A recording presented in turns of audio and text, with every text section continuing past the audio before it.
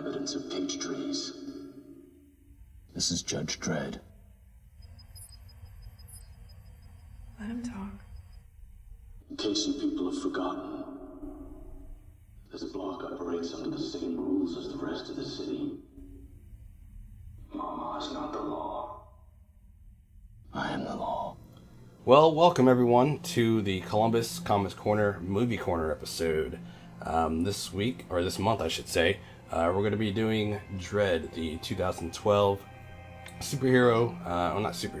comic book adaptation film. And as always, with me is Alan. How are you doing, man? I'm doing good. Good, yep. I'm a little tired. It's thundering. It's making me even more tired.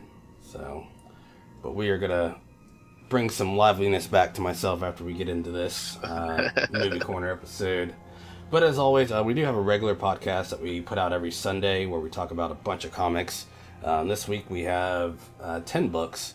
We actually added a surprise book on that we are pretty excited for. We were talking about during our last show. But you can find all of our episodes at columbuscomicscorner.podbean.com. If you'd like to email us well, you can do so at columbuscomicscorner@gmail.com. You can find us on Twitter at comicscornerpod as well.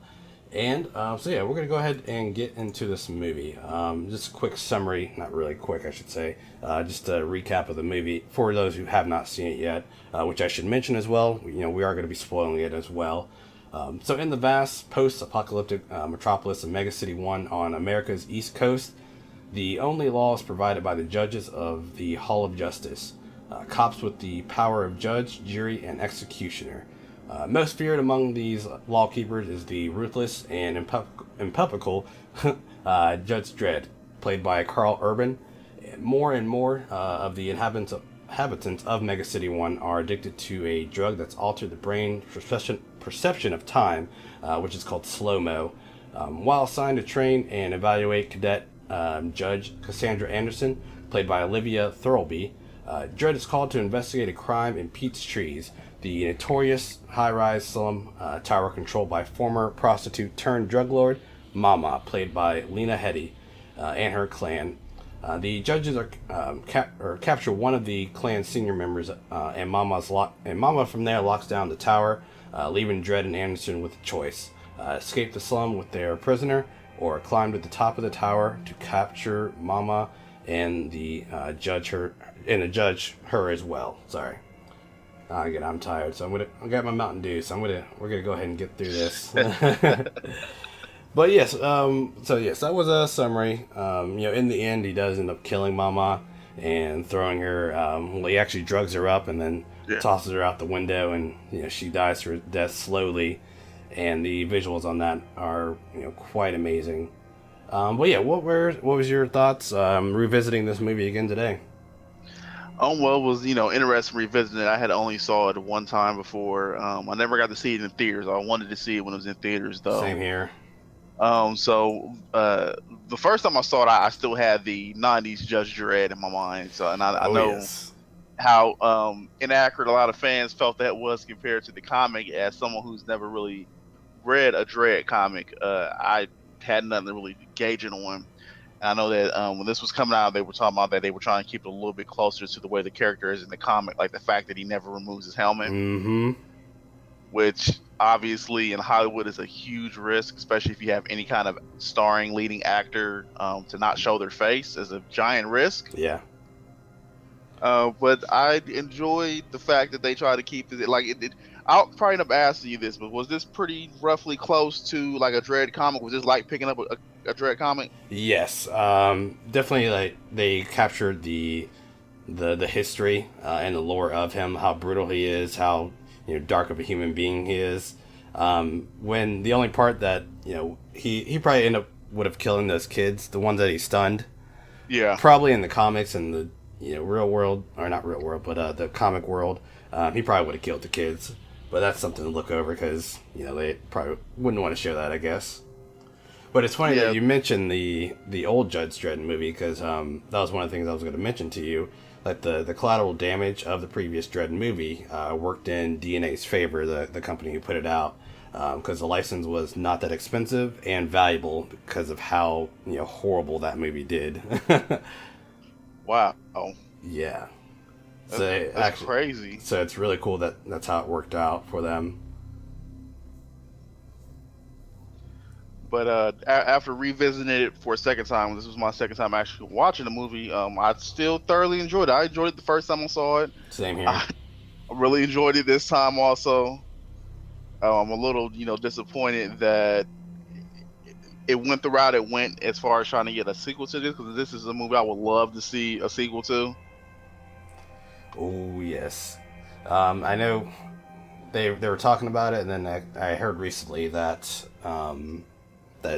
nothing's in motion just yet, but everyone wants to see it because unfortunately it did not do well at the box office. The U.S. box office sales were 6.3 million and 41 million worldwide, with a $30 to $40 million budget.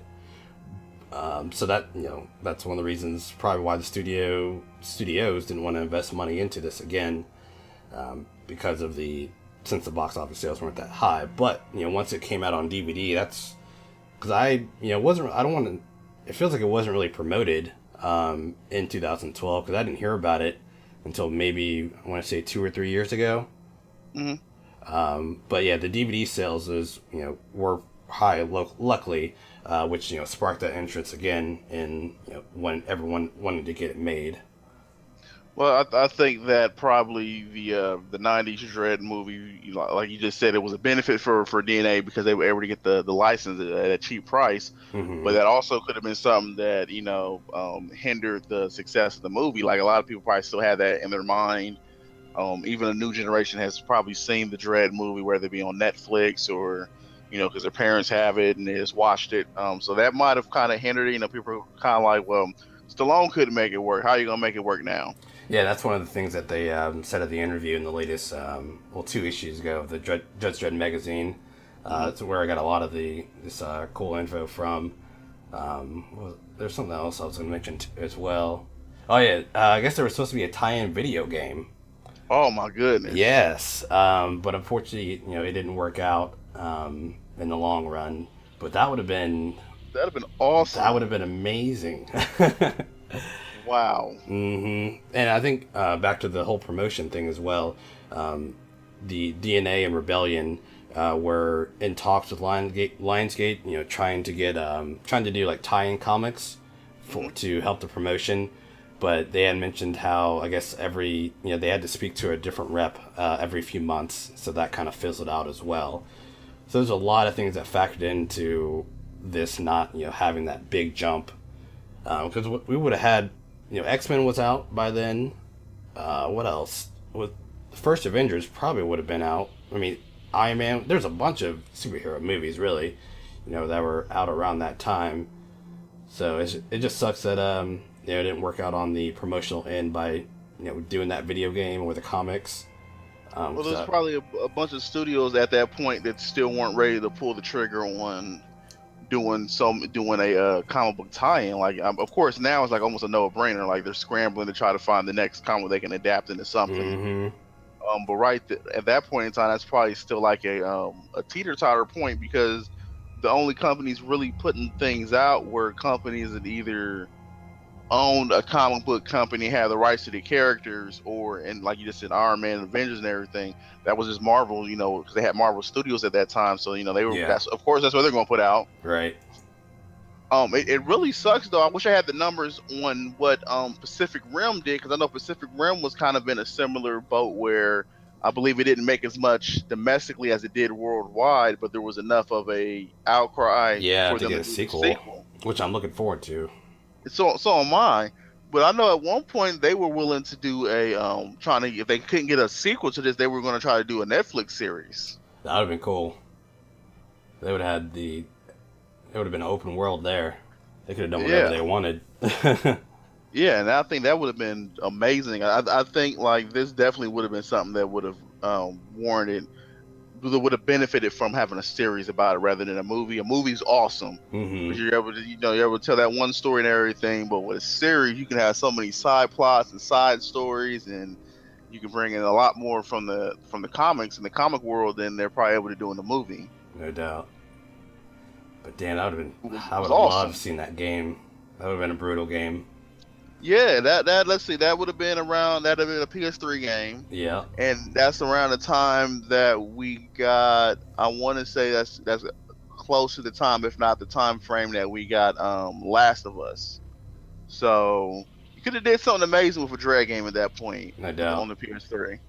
Yeah, that's cool. One little thing that was mentioned as well. So the Peachtree housing zone that they were in, it was actually based on a Peachtree restaurant in John Wagner's hometown in Shrewsbury, which ended up immortalizing Peachtree's block. It was cool. And then it was cool when, during their meeting, they were talking about about the old Judge Dredd movie, and John Wagner being one of the co-creators. He had mentioned, the previous film studio not wanting any of his input on the original film, which is why that movie was such crap. Well, it always baffles me when these studios want to produce a comic related movie and the creators are still alive, like the actual creators, not people who have taken the reins and written after the creators have passed away. Mm-hmm. But when you have access to the actual creators of the character, the story, the world, the comic, why not bring them in and have them give some kind of input? I mean, they're the reason that you're now trying to adapt this into a movie. Exactly. And most of the time they're going to try to adapt something that's already been successful in another medium. So why wouldn't you think that their input wouldn't actually benefit the movie and make it better? Yeah, it really makes no sense. We'll never understand studios and how they work, all the suits and the big wigs. Yeah, I mean, when you're adapting something that's not an original screenplay, I think that you have to take it a different route. You have to take different steps when adapting it, rather than, if someone writes an original screenplay, whether it be a book, whether it be a comic book. I mean, if you have access to those creators or access to someone who is like a diehard fan, that's the other thing. If you can't get a creator, you don't want to use a creator, get someone who's actually a fan of the material. And I guarantee you have a good movie. Get a fan of someone who's a fan of material, step back, let them do what they're going to do, and I guarantee that you're going to have an amazing finished product. Easily. And I guess so the original, before Pete Travis directed this movie, did you ever see the movie Moon? No. Okay, so that was directed by Duncan Jones, who did the latest Warcraft movie, but I guess they offered it to Duncan Jones first before going to Pete Travis, and that would have been for those who have seen Moon, that would have been an interesting take, I think. I think it would have fit. It definitely would have been different because Moon was more of a space thriller type movie. Mm-hmm. But I think it would have worked. So I think Pete Travis still did an amazing job. And I guess there was some controversy as well, between who actually directed this movie, because there was rumors at one point that Alan, what was his name? I wish I could remember Alex Garland. I guess he was also one of the writers on the movie as well, and there was a controversy that he actually stepped in and knocked Pete Travis out of the way. But I found an interview doing a little bit of research on IGN actually, and so they interviewed him, and I was going to read the quote real quick, and it's all bullocks really. Travis explains, Dredd was always an extraordinary collaboration between lots of different people. Alex's interpretation of Dredd's world was the inspiration for me to get involved. While Travis and Garland collaborated more closely on the set than traditional director-writer pairing, the film's producers refute rumors that the former was given his marching orders in the editing suite, being in the editing room and all that jazz. But he says, I have no idea where that came from, says McDonald, drawing a parallel with TV paragym of writer as showrunner. We stand by the unusual collaboration. Everything was built around the script and the character.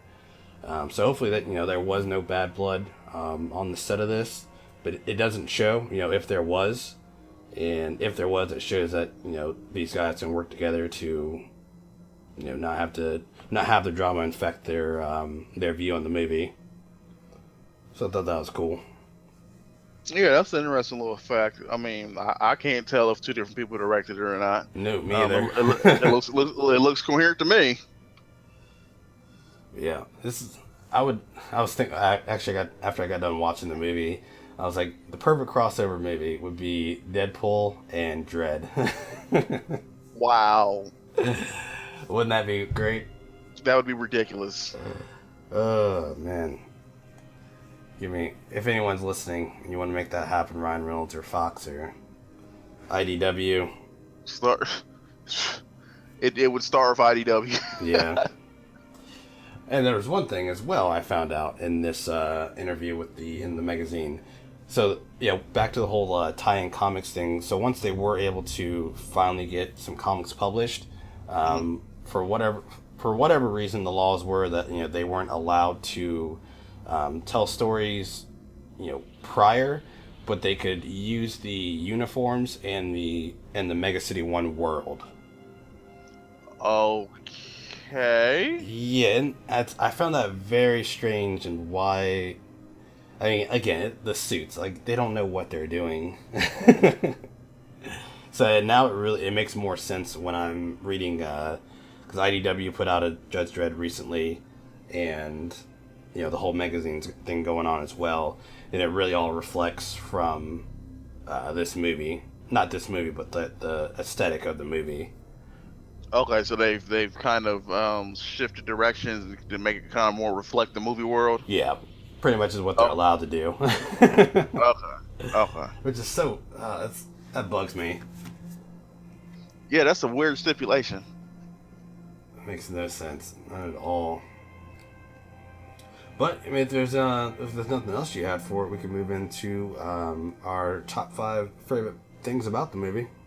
Oh, let's do it. That's what I'm excited to talk about. Sweet. This is hard. This is really hard to do. Oh, it is, because there was so much good about this movie. No doubt. Well, I'll let you start off with number 5. Wow. Number 5 is, I'm gonna have to say, what was her name? Mama? Mm-hmm. That's my number 5. That was she was a great villain. Yes. Awesome villain. She didn't do too much, but when she did just enough. And she meant it. Yes, I can see why her gang and all the other gangs were scared of her and following her, and it was just amazing that she had this whole mega block on lockdown. They said it was 100 floors in that building. Yeah, it was maybe more than that actually. It was something crazy. I'm pretty sure maybe it was a little bit more than 100, but it was up there. It was either 100 or a little bit over 100. Mm-hmm. Either way it goes, she had that whole entire building on lock. She ran everything from the ground up. Yeah. Nice, sweet. Well, my number 5 is going to be, excuse me. I'm kind of combining 2 things. Okay. So it's the Gatling gun scene. When Mom was like, we're gonna lock both of them in there and just shoot them up, and then it kind of goes into Dredd's response. After they find a way out on top of the roof, and they come back and they kill all of the guys, and he throws Mama's second henchman off the floor, and the look on her face, she was just pissed. That was great. And it also just showed how crazy she was. The fact that she wanted to. She didn't mind taking out a whole block, even with one of her right hand man is in there as well. Just showed the ruthlessness of her, and I loved it. I don't like you. I don't like you because the Gatling gun was actually my number 4. Oh, was it? Yeah, like you just said, the fact that she took out it was essentially almost half a block, but still. Yeah, half a block. Yeah. She didn't care who was out there. Kind of seemed like everyone ran that way though. It sure did. And when I was watching, I was like, didn't she just tell all you guys 20 minutes ago to stay inside? Everyone's just running around still. But it was only on that one floor. That one floor was everyone's still outside. Mm-hmm. I guess they figured they're not gonna make it this high up. Why we don't need to? They're not gonna make it past the 3rd floor. Right. Good stuff. Sweet. Well, then my number 4 then will be the overall tone of the movie. It was gritty. It was just so much better. Like, because my first introduction to Judge Dredd was the was it 93, 94 Stallone movie. Law. I am the law.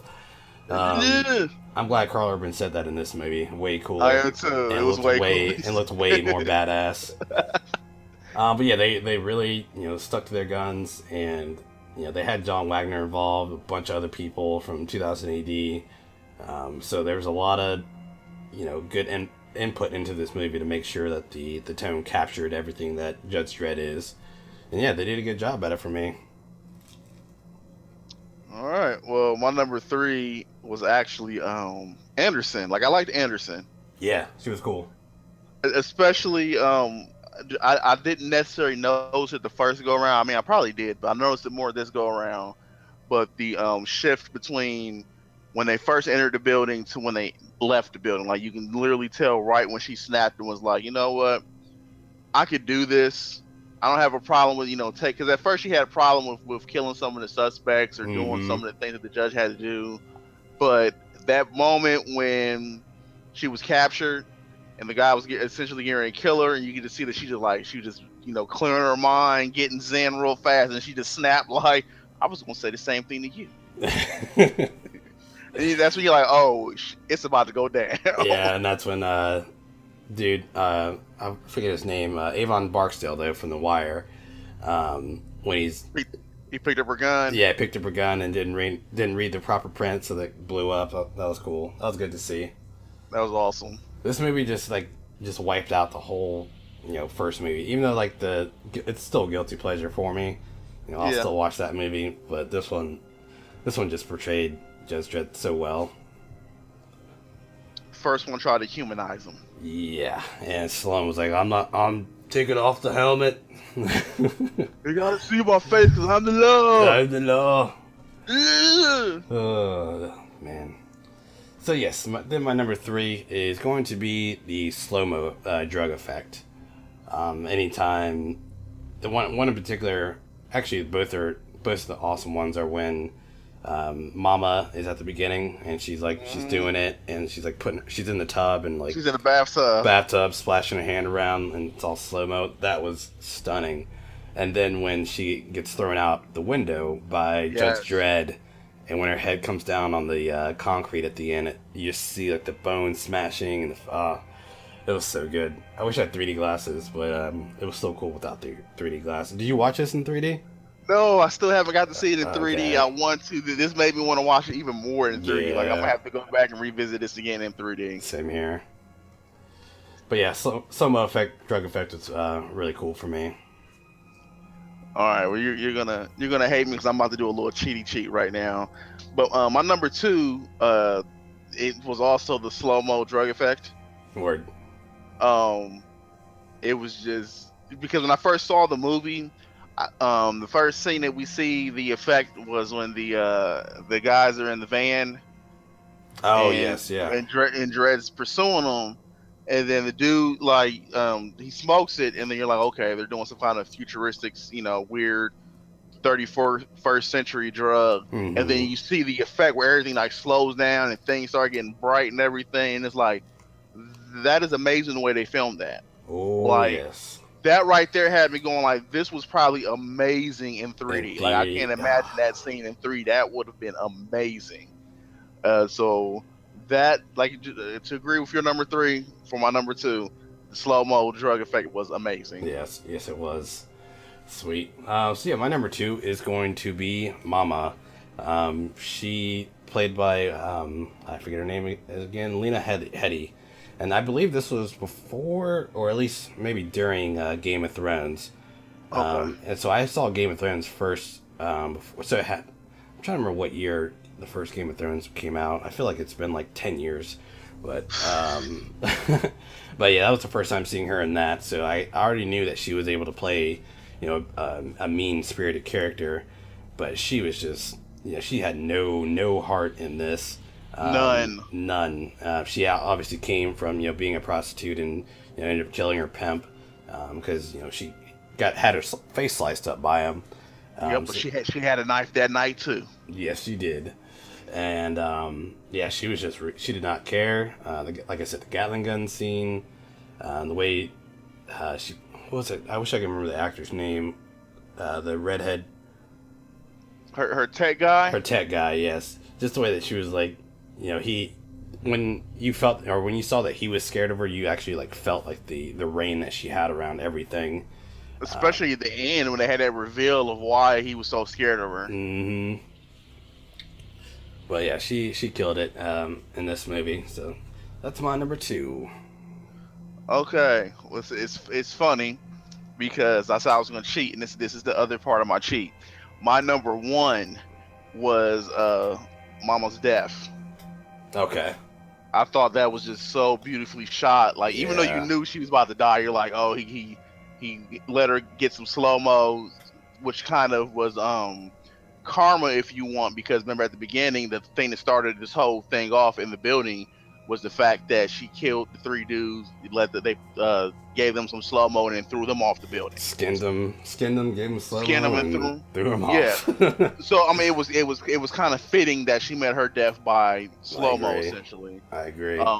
But the way that they filmed it, the way that she went through the smoke, and you can see all the carnage and stuff that Dredd and Anderson had just caused through the rest of the building, Mm-hmm. and just the way they had her, she posed as she fell, it was almost graceful the way she was falling. Yes, yeah. I think it was like when she got past the cloud, you started to see her kind of like form, like, and she was just getting ready for it, like enjoying life. Yeah, that was beautiful. That was the moment when it officially became a beautiful shot. Was like as soon as she went through the cloud, then she came through, and it was like she was flying. She threw her arms back and her head back, and like you said, like she was enjoying life. And then even up to the moment where she kind of realized she was about to hit the ground, but even then she was still like, oh well. Yeah, she had kind of that smile on her face. Yeah, but that was my number 1. That was an amazing scene, and yeah, nice. I love that. Yeah, that was awesome. God, that'd be awesome. I wish we could get enough people to sign a petition to get it in one of the movie theaters around here. It's possible, but it's a lot of work. It is a lot of work, and there's probably only one theater I could think of in this area that would possibly do it. Probably Gateway. Yep, Gateway would probably do it. Yep. Nice. Cool. So yeah, my top number one is going to be Karl Urban as Dredd. He killed it, man. He owned it. All the mannerisms. He's also a 2000 AD. He used to read Dredd as a kid as well. So when that explains it. Yeah. So when he was offered, because it was funny. Even in the article, they were saying how when he was approached, they were like, in this movie, you're not going to be able to take off your helmet. And he was like, that's perfectly fine. We need to, capture what Dredd is. And Dredd does not take off his helmet. And yeah, just all the facial expressions, like, the brutality that he brought to it. Man, I want, they set it up too for a sequel. Like, they sure did. The world's open now. We can see the rest of Mega City 1. Studios need to get on this. Like, he's probably going to request Anderson be his partner for a little bit. Yes, I'd love for her to come back. I think by the end of the movie, he had a new level of respect for Anderson. I actually think, in his own Dredd way, he was kind of, giving her his stamp of approval. Was like, I like that kid. She's got potential. No doubt. But yeah, let's hope sometime down the road. Yeah, I don't know if I really want to see if we got an animation, cool. I'll take it. But they really need to hop on this. There is a Judge Dredd anime out there. I haven't watched it yet, but I know there is one. So I don't know if it's supposed to tie in with the movie or if this was just something they just did at some point in time just because they wanted to do something with Dredd. But I know there is like a Judge Dredd anime. I'll have to find that. But yeah, if you do want to get into you yourself, Alan, or anyone else out there, definitely they're a little pricey, but the Judge Dredd magazines, they're like $13 US dollars, but you get a lot. It's definitely worth it. You get 4 separate stories, a bunch of info, articles, and just cool stuff. And I think at some point IDW is going to be putting out another Dredd series. I hope so. But yeah, it's good stuff. Can we get some honorable mentions in on this, because this was just so good. Like I thought about that. Go ahead and I'll try to think of one, because I had a couple honorable mentions, but I couldn't remember them. But go ahead though. Well, one was almost tech guy. Oh yes. I was trying to remember his name. He was in Star Wars and Ex Machina. Well, he was awesome. Yeah. He really played that role. I really felt his fear, and I really felt bad for him, like Anderson did at the end when you found out that flashback from the beginning where she cut somebody's eyes out. It was his eyes, and she had been torturing him the whole movie. Like, she was threatening to gut him and stuff if he said anything to the first set of officers, the judges that came. So that was definitely like a honorable mention for me. Was that definitely the uses Dredd did with his gun. Yeah. Like, I thought it was ridiculous with the Stallone one with the different settings on the gun, but in this one, like, they were really used in very inventive ways. Exactly. Especially when he's having that shootout with that one guy, and he's like running out of everything. Yeah, and it's just like empty. He has the high X. He has the high X that he uses to blow the dude's head off. Yes. Or explodes the dude's head off, really. Man, they got the gore in this. Yeah, that's honorable mention for me, the gore. I was about to say that'd have been another honorable mention for me, was the gore, because even the drug bust, when he busts into the room and everyone was on slow-mo and he was shooting everybody up, and you could see like the bullet went through the one dude's cheek and then exploded, and it was like, that was ridiculous. So the gore is definitely, and then probably last that I can think of is the dirty judges, the crooked judges. Oh yeah, they were that was good stuff. That was a good little thing, and that's where I think the sequel may have went. Was maybe he realized that there's a larger presence in the department of judges who are actually crooked. That would be good. Yeah. I think one of my honorable mentions I can think of off the top of my head would be Judge Cy Anderson. I really liked the way they portrayed her abilities. Like when she went into the guy that they captured. I'm gonna call him Avon Barksdale because I can't remember his name off the top of my head. Yes, that was an awesome scene when she went into his head. Yes, and she was like messing with him and all that. That was really good. But yeah, I can't really think of any other honorable mentions off the top of my head right now. All the action was dope. Yeah, overall, this is probably one of my favorite. Pieces were good. Yes, overall, this is probably one of my favorite superhero or comic book movies. Because Dredd's definitely not a superhero. let's just clear that up right now. But yeah, one of my favorites up there. Like I would say, like Deadpool, this, Winter Soldier. It's a pretty good list. First Captain America, I love that one. Batman vs Superman, uncut. The extended. The extended. That's like below. That's like the first 2 hours of the extended cut.